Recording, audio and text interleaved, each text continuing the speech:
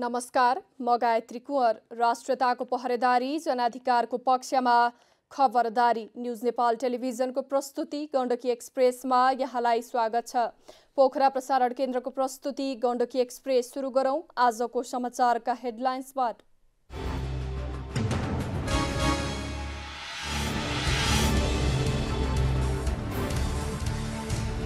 बुढी गण्डकी जलविद्युत आयोजनाको शिलान्यास छिट्टै गरिने प्रधानमन्त्री दाहालको भनाई। गोर्खा धौला दिघाट झोलुङ्गे पुलको पुनर्निर्माण समेत तत्काल सुरु गरिने। गण्डकी प्रदेश सभा बैठक पुनः स्थगित। मिनी संसद गठन अझै अन्यलमा। मंगलबार पुनः प्रदेश सभा बैठक बस्ने जानकारी।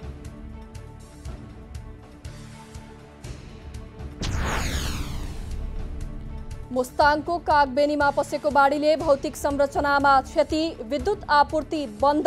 उपल्लो मुस्ताङ जाने सडक अवरुद्ध।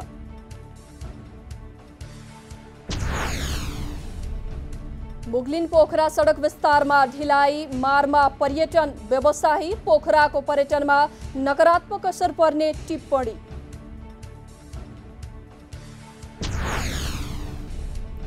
र गण्डकी प्रदेश सरकारद्वारा 5 वर्षमा 90 लघु जलविद्युत आयोजनाको मर्मत सम्भार। 15,440 घरधुरी लाभान्वित।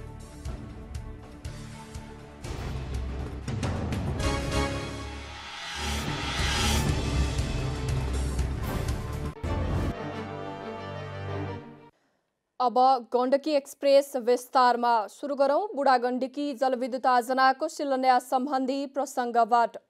प्रधानमन्त्री पुष्पकमल दाहाल प्रचण्डले स्थानीयवासीको माग सम्बोधन गरी बुढी गण्डकी जलविद्युत आयोजनाको शिलान्यास छिट्टै गरिने बताउनु भएको छ। गोर्खाको गण्डकी गाउँपालिकाका अध्यक्ष दीपक तिमिल सेना नेतृत्वको प्रतिनिधिमण्डलसँग प्रधानमन्त्री निवास बालुवाटारमा छलफल गर्दै बुढी गण्डकी जलविद्युत आयोजना राष्ट्रिय गौरवको परियोजना भएकाले शीघ्र अघि बढाउने बताउनु भएको हो। प्रधानमन्त्रीले आयोजना प्रभावित स्थानीयवासीले मुआब्जा लगायतका विषयमा उठाएका माग सम्बोधन गर्ने र उनीहरूलाई समेत विश्वासमा लिएर अगाडि बढाउने विश्वास दिलाएको गण्डकी गाउँपालिकाका अध्यक्ष दीपक तिमिल सिन्हाले जानकारी दिनुभएको छ।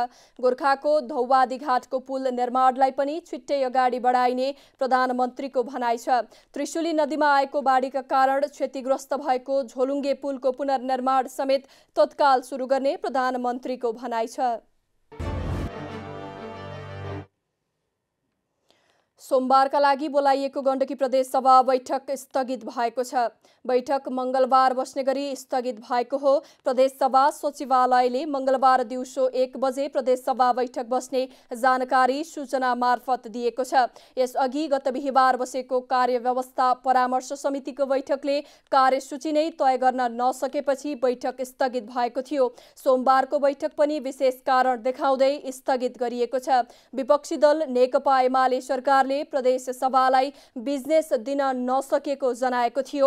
अब बस्ने बैठकमा विषयगत समिति गठनको विषयले प्रवेश पाउने प्रदेश सभा सचिवालयका कानून अधिकृत कुमार रिजालले बताउनुभयो। सरकारले वन विधेयक प्रदेश सभा सचिवालयमा दर्ता गरिसकेकाले आगामी बैठकमा छलफलका लागि पेश हुने जनाइएको छ। एमालेले पोखरा अन्तर्राष्ट्रिय विमानस्थल सञ्चालन र गाईबस्तुमा देखिएको लम्पी स्किन रोगको नियन्त्रण सम्बन्धी सार्वजनिक महत्त्वका 2वटा प्रस्ताव पनि दर्ता गरेको छ। प्रदेश सभाको दोस्रो कार्यकाल सुरु भएको 7 महिना बितिसक्दा पनि मिनी संसद मानिने विषयगत समिति अझै गठन हुन सकेको छैन। प्रदेश सभा नियमावलीको प्रावधान अनुसार प्रदेश सभामा अर्थ तथा विकास, सार्वजनिक लेखा, प्रदेश मामिला तथा कानून र सामाजिक विकास तथा कृषि समिति गरी 4 विषयगत समिति रहने प्रदेश सभा सचिवालयले जनाएको छ। प्रदेश सभामा प्रतिनिधित्व गर्ने दलहरूले विषयगत समितिको नेतृत्वमा आफ्नै दावी अघि सारेका छन्। मुस्ताङको बारागुङ मुक्ति क्षेत्र गाउँपालिका 4 कागबेनीमा बाढीले 10 घर, प्रहरी चौकी र पुल बगाएको छ। गाउँपालिकाको केन्द्र समेत रहेको धार्मिक स्थल कागबेनीमा बाढी पसेर भौतिक संरचनामा क्षति पुर्याएको हो। बारागुङ मुक्ति क्षेत्र गाउँपालिकाका अध्यक्ष निरञ्जन गुरुङले बाढीले 10 घर, होटल, प्रहरी चौकी, झोमसोम कोरोला सडकको निर्माणाधीन मोटरेबल पुल, मान्छे हिँड्ने पुल, 2 गाडी र 3 विद्युतका पोल बगाएको बताउनु भएको छ। प्रमुख जिल्लाधिकारी अनुप केसीले नेपाली सेना, सशस्त्र प्रहरी र नेपाल प्रहरी जनप्रतिनिधि उद्धारमा खटिएको बताउनुभयो। पाण्डा खोलाको बाढीले सुरक्षाकर्मीलाई जोमसोमदेखि कागबेनी पुग्न समस्या भएको छ। कागबेनी हुँदै उपल्लो मुस्ताङ जाने सडक अवरुद्ध बनाएको छ। विद्युत पोल ढलेकाले विद्युत आपूर्ति बन्द भएको छ। 2 दिनदेखि मुस्ताङमा लगातार पानी परिरहेको छ। वर्षातका कारण मुस्ताङका अन्य खोलामा पनि बाढीको सतह बढेको छ। मुस्ताङको जोमसोम विमानस्थल स्थित मौसम मापन केन्द्र पछिल्लो 24 घण्टामा 25.8 मिलिमिटर वर्षा मापन गरिएको छ।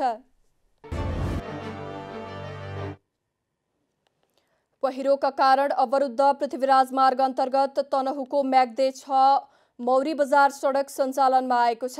मौरी बजार स्थित सडकमा माथिबाट खसेको पहिरोका कारण बिहान 7 बजेदेखि सडक दुईतर्फी अवरुद्ध भएकोमा पहिरो हटाएर राजमार्ग पुनः सञ्चालनमा ल्याइएको हो। स्थानीय पालिका, विपद व्यवस्थापन, प्रहरी जनशक्ति र चिनिया कम्पनीसँगको समन्वयमा 2 डोजरको सहायताले पहिरो हटाएर राजमार्ग सञ्चालन गरिएको जिल्ला प्रहरी कार्यालय तनहुका प्रहरी नायब परीक्षक मोहन बहादुर खाँडले जानकारी दिनुभयो। केही दिनदेखि परेको अविरल वर्षाका कारण पृथ्वीराज मार्गको तनहु खण्डमा पहिरोको जोखिम बढेको छ। राजमार्ग अन्तर्गत मुगलिन पोखरा सडक विस्तार आयोजनाको कामका कारण राजमार्गका विभिन्न ठाउँमा पहिरोको जोखिम बढेको छ। आयोजनाले सडक छेउका भित्ता काट्ने काम गरेकाले पहिरो झर्ने गरेको छ। वर्षाका कारण पृथ्वीराज मार्गको विभिन्न ठाउँमा पहिरो जान थालेको छ। शुक्रबार मात्रै कन्टारमा सडक भासिएर 4 घण्टा राजमार्ग अवरुद्ध भएको थियो। त्यसअघि गत मंगलबार व्यास नगरपालिका 12 स्थित देउरालीमा सडक भासिँदा दिनभर यातायात अवरुद्ध भएको थियो।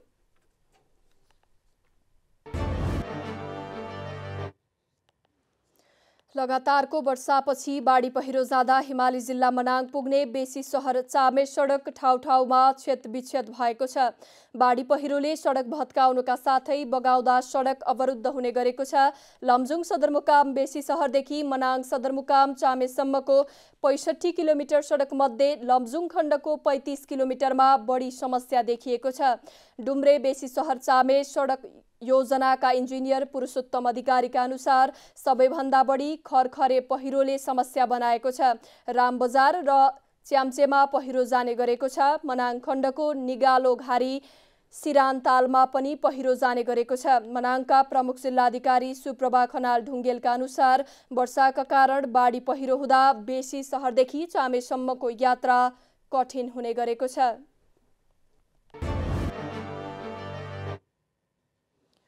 मुगलिन पोखरा सडक विस्तारमा ढिलाइ हुँदा पर्यटन व्यवसायी मारमा परेका छन्।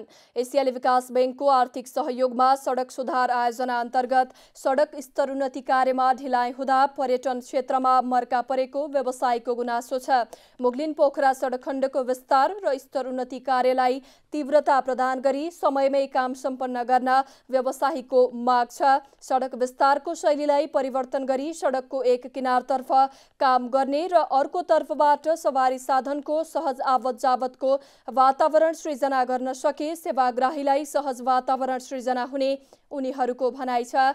पोखरा पर्यटन परिसरका अध्यक्ष पोम नारायण श्रेष्ठले सडक विस्तार कार्य अगाडि बढ्नु सकारात्मक पक्ष भए पनि निर्माण पक्षबाट ढिलासुस्ती हुँदा सेवाग्राहीले थुप्रै झन्झट भोग्दै आएको बताउनुभयो। सुस्त र अव्यवस्थित कार्यबाट नेपाली अर्थतन्त्रको महत्त्वपूर्ण आधार मानिएको पर्यटन र उद्योग वाणिज्य क्षेत्रले यस कार्यबाट प्रभावित हुनु परेको उहाँको भनाइ छ। काठमाडौँ पोखरा बीचको 5 घण्टा यात्रा अहिले 12 घण्टासम्म लाग्ने गरेको छ। यसबाट पोखरा र वरपरको पर्यटनमा नकारात्मक असर परेको छ। निजी क्षेत्रले बिक्री योग्य वस्तु र अन्य कच्चा पदार्थको ढुवानीमा लामो समय खर्चिनु परेको श्रेष्ठ बताउनुहुन्छ। भूकम्प, नाकाबन्दी र कोभिडले मारमा परेको पर्यटन व्यवसाय पहुँच मार्गको अवरोधले अर्को अभिशाप बन्न पुगेको उहाँले बताउनुभयो। खर्बौं रुपैयाँको लगानी रहेको पोखरा क्षेत्रको पर्यटनका लागि यो सुखद पक्ष नभएको उहाँको भनाइ छ।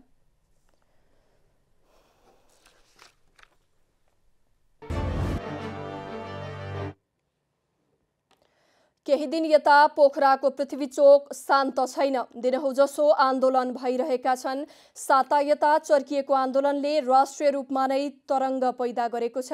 पृथ्वी चोकमा देखिने मूर्ति पृथ्वीनारायण शाहको नभई लखन थापा मगरको हो। शाहलाई राष्ट्र निर्माता भनिन्छ भने थापा नेपालको प्रथम शहीद हुन्। दुईको नाममा विवाद गर्ने चाहिँ दुई थरी पक्षधरका व्यक्ति र संस्था छन्।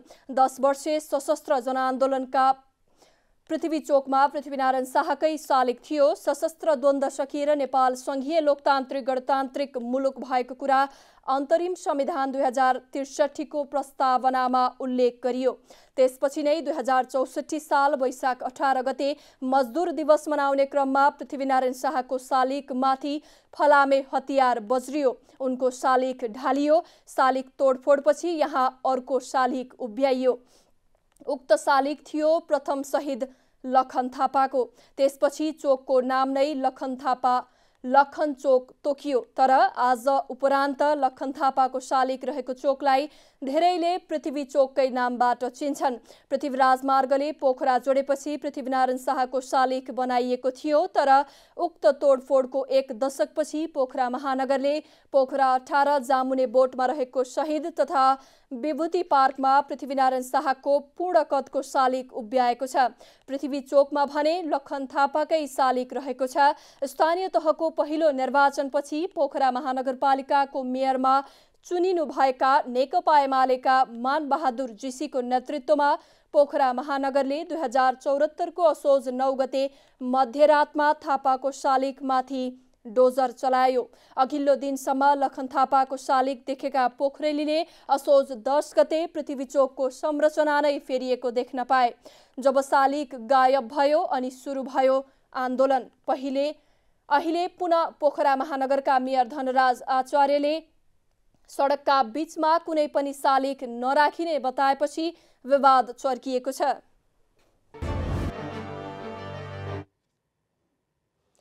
गण्डकी प्रदेश सरकारले पछिल्ला 5 वर्षमा 90 लघु जलविद्युत आयोजनाको मर्मत सम्भार गरेको छ। जीर्ण आयोजना मर्मत गरिएपछि 3295 किलोवाट बिजुली उत्पादन नियमित भएको प्रदेशको ऊर्जा जलस्रोत तथा खानेपानी मन्त्रालयले जनाएको छ। आयोजनाबाट 15440 घरधुरी लाभान्वित भएको मन्त्रालयको ऊर्जा शाखाका इन्जिनियर जीवन श्रेष्ठले बताउनुभयो। उहाँका अनुसार प्रदेशमा झण्डै 400 लघु विद्युत योजना छन्। वैकल्पिक ऊर्जा प्रवर्धन केन्द्र मार्फत 371 र बाँकी अरू संस्थाले निर्माण गरेका आयोजना छन्। सौर्य ऊर्जा र लघु जलविद्युतबाट प्रदेशको 3.82% जनसङ्ख्यामा बिजुली पुगेको छ। प्रदेश सरकारले आफ्नै लगानीमा मनाङको नासो गाउँपालिकामा 30 किलोवाटको भीमताङ लघु जलविद्युत आयोजना निर्माण गरिरहेको इन्जिनियर श्रेष्ठले जानकारी दिनुभयो। राष्ट्रिय प्रसारण लाइन विस्तार भएपछि बागलुङ लगायत जिल्लाका केही लघु जलविद्युत आयोजना बन्द भएका छन्। केही मर्मत सम्भारको पर्खाइमा छन्। ती आयोजनाको बिजुलीलाई मिनी ग्रेड बनाएर राष्ट्रिय प्रसारण लाइनमा जोड्ने योजना पनि अलपत्र परेको छ। राष्ट्रिय प्रसारण लाइन र नवीकरणीय ऊर्जा मार्फत गरी प्रदेशका 99.50% घरधुरीमा बिजुलीको पहुँच पुगेको श्रेष्ठले बताउनुभयो। प्रदेश सरकारले चालु आर्थिक वर्षभित्रमा उज्यालो गण्डकी प्रदेश घोषणाको तयारी अघि बढाएको छ। बाँकी रहेका 0.5% घरधुरीमा बिजुली पुर्याउने कार्य भइरहेको जनाइएको छ। पछिल्लो आर्थिक सर्वेक्षण अनुसार 2884 घरधुरीमा मात्र विद्युत नपुगेको देखिएको श्रेष्ठले बताउनुभयो। बागलुङ, तनहुँ र नवलपुरका केही ठाउँमा विद्युत सेवा पुर्याउन बाँकी रहेको मन्त्रालयले जनाएको छ।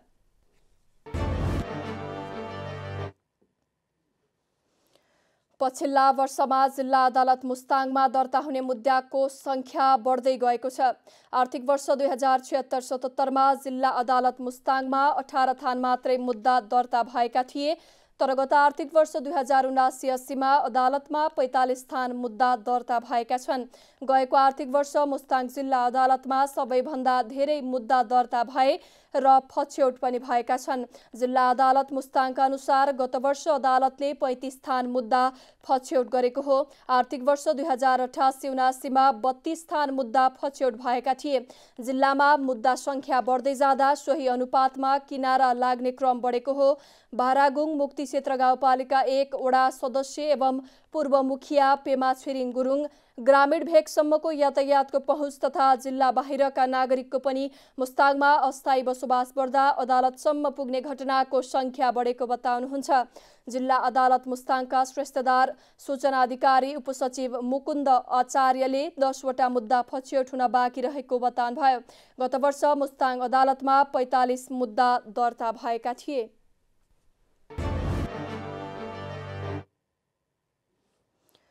नेपाल शिक्षक महासंघले नवलपुरका सबै स्थानीय तहमा 3 घण्टा धरना दिएको छ। विगतमा शिक्षा मन्त्रालय र शिक्षक महासंघबीच भएका 51 र 30 बुँदे सहमति कार्यान्वयन र नयाँ शिक्षा ऐनमा शिक्षकका माग सम्बोधनका लागि दबाब दिन धरना दिएको महासंघका केन्द्रीय सदस्य नारायण अर्यालले जानकारी दिनुभयो। धरना लगत्तै महासंघले मन्त्रालयसँग भएको 30 बुँदे र 51 बुँदे सहमतिको प्रतिलिपि सबै पालिकालाई बुझाएको छ। महासंघले पहिलो चरणको विरोधका कार्यक्रम अन्तर्गत साउन 30 गते सबै जिल्लाका शिक्षा विकास तथा समन्वय इकाइमा सम्बन्धित जिल्लाका शिक्षक कर्मचारीको उपस्थितिमा जिल्ला समन्वय इकाइमा धरना दिने कार्यक्रम तय गरेको छ। त्यस्तै साउन 32 गते प्रदेशको सामाजिक विकास मन्त्रालयमा धरना, भदौ 1 गते संघीय सांसदहरूलाई जानकारी गराउँदै सहयोगका लागि आग्रह गर्ने कार्यक्रम तय गरेको छ। पहिलो चरणका कार्यक्रमबाट मागको सुनवाई नभए दोस्रो चरणमा देशभरिका शिक्षक र कर्मचारीहरूको उपस्थितिमा काठमाडौँमा लगातार विरोध प्रदर्शन गर्ने महासंघका जिल्ला अध्यक्ष चन्द्रदेव तिवारीले जानकारी दिनुभयो। विशेष शिक्षा परिसरको दरबन्दीमा कार्यरत शिक्षकहरूको आफ्ना लागि परीक्षा सम्बन्धी विशेष व्यवस्था गरी शिक्षक सेवा आयोगबाट स्थायी गर्ने प्रबन्ध गर्नुपर्ने महासंघको माग छ।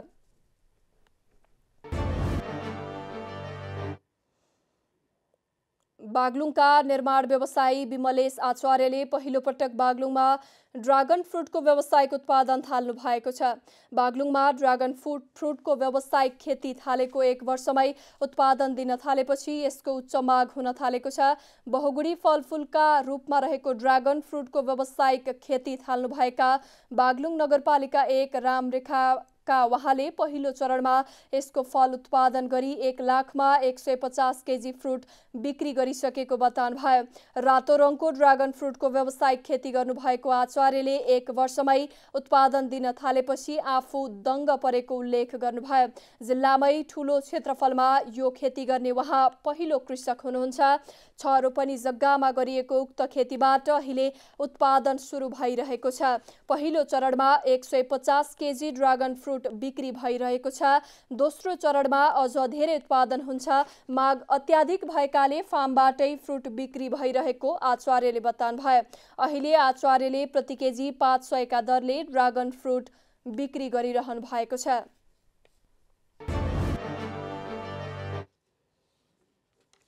नेपाली बजारमा सुनको मूल्यमा वृद्धि भएको छ। नेपाल सुनचाँदी व्यवसायी महासंघले सुनको मूल्य तोलामा 200 रुपैयाँले वृद्धि भएको जनाएको छ।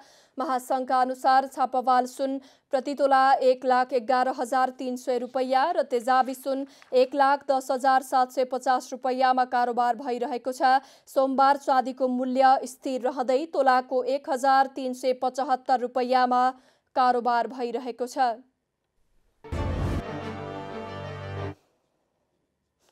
स्याङ्जा जिल्ला क्रिकेट सङ्घको तेस्रो अधिवेशनले पुनः दिवाकर थापाको अध्यक्षतामा 15 सदस्यीय जिल्ला समिति निर्विरोध निर्वाचित गरेको छ।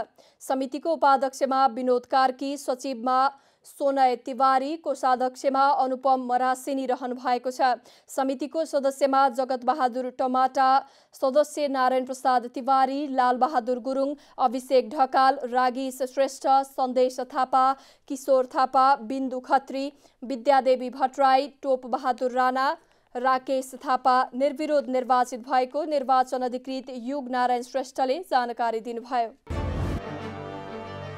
हामी गण्डकी एक्सप्रेसको अन्त्यमा आइपुगेका छौं। जाँदा जाँदै हेडलाइन्स न्यूज पुनः एकपटक।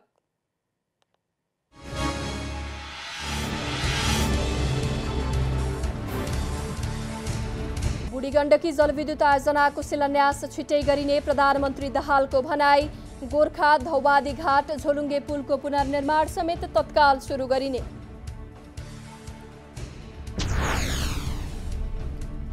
गण्डकी प्रदेश सभा बैठक पुनः स्थगित। मिनी संसद गठन अझै अन्यलमा। मंगलबार पुनः प्रदेश सभा बैठक बस्ने जानकारी।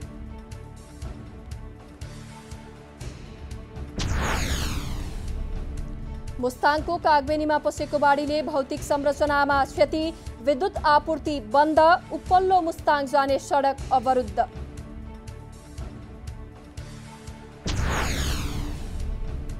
मुगलिन पोखरा सडक विस्तारमा ढिलाइ। मारमा पर्यटन व्यवसायी। पोखराको पर्यटनमा नकारात्मक असर पर्ने टिप्पणी।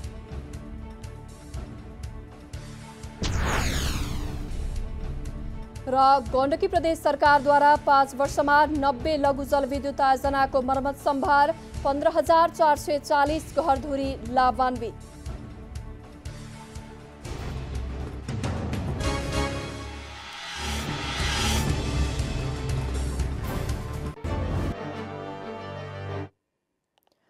दर्शकवृन्द, न्युज नेपाल टेलिभिजनमा गण्डकी प्रदेशको प्रस्तुति गण्डकी एक्सप्रेस आजलाई यति नै।